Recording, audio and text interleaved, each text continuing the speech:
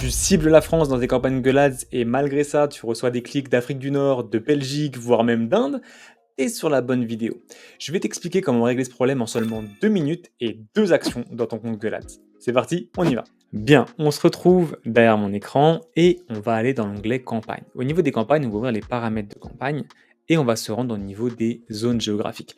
Normalement, si tu as bien fait ton travail, tu devrais avoir soit la France de ciblée ou bien une zone géographique autour d'une zone ciblée. Très bien. Mais ce qu'il faut que tu saches, c'est que Google, eh bien, par défaut, dans les options de ciblage géographique, nous laisse cocher présence ou intérêt. Et en plus, il a le culot de nous mettre entre parenthèses que c'est recommandé. Or, il faut impérativement que tu décoches cette case et que tu mettes bien présence uniquement. Je t'explique. Si tu coches cette case ici, tu autorises Google à diffuser des annonces un peu partout dans le monde, à la seule condition que dans sa recherche, il y ait finalement la zone que tu cibles. Exemple typique, plombier Paris. Si je suis à Paris et que je tape plombier Paris, il va me diffuser. Si je suis au Japon et que je tape plombier Paris, il va aussi me diffuser. Et ça, on ne veut pas forcément. C'est donc une première piste pour finalement éviter le hors-zone. Il y en a une deuxième. On va du coup se rendre cette fois-ci vraiment au niveau des zones ciblées et tu vas voir que dans cette campagne, j'ai bien fait mon travail. Et voilà, je vais te montrer ça, tu vois, ça c'est un ciblage qui est efficient et qui est correctement fait. Pourquoi ? Parce que j'ai absolument tout exclu, sauf la toute petite zone ciblée, en l'occurrence Mulhouse, Colmar et bref, les villes du Grand Est.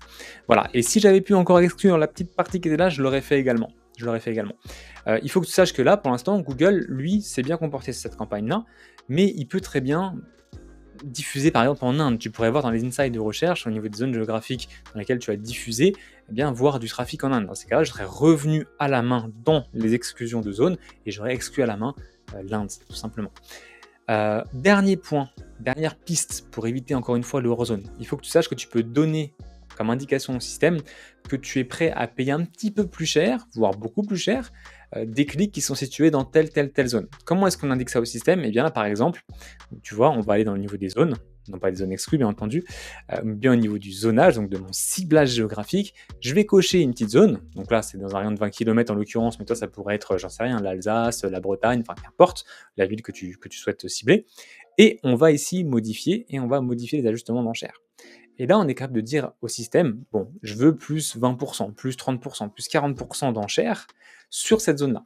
Ce qui veut dire que Google, lui, son intérêt, c'est de te faire payer. Son intérêt, c'est de gagner de l'argent. Donc, s'il part du principe que, ah tiens, j'ai un signal comme quoi, par ici, il est prêt à payer plus cher, bah il va y aller, tout simplement. Voilà du coup les 3 grandes pistes, les 3 grands paramétrages que tu peux utiliser pour éviter au maximum le hors-zone sur Google Ads. Maintenant, si tu souhaites auditer ton compte avec un professionnel du secteur, gratuitement et sans engagement, voir si justement tu n'as pas d'autres erreurs de paramétrage ou d'autres fuites sur ton compte publicitaire, j'ai glissé un lien de mon calendrier professionnel juste en dessous. Je te laisse cliquer sur le bouton prendre rendez-vous avec moi et je te dis à la prochaine dans notre vidéo. À plus!